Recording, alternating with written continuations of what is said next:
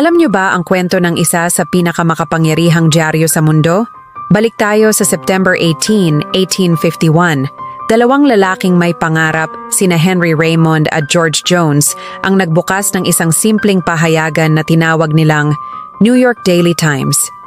Pero hindi ito ordinaryong dyaryo lang.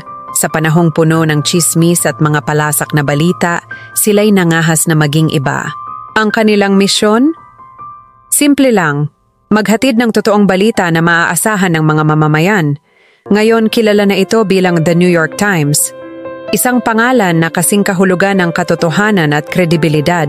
At alam nyo ba?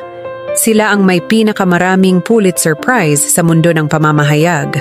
Patunay lang yan sa kanilang walang sawang dedikasyon sa paghahatid ng totoong balita. Kung gusto nyo pang matutunan ng mga kapanapanabik na kwento tulad nito, i-follow nyo lang ako. Marami pa akong ibabahaging mga kwentong makasaysayan. Salamat sa panonood. Kita-kits ulit bukas.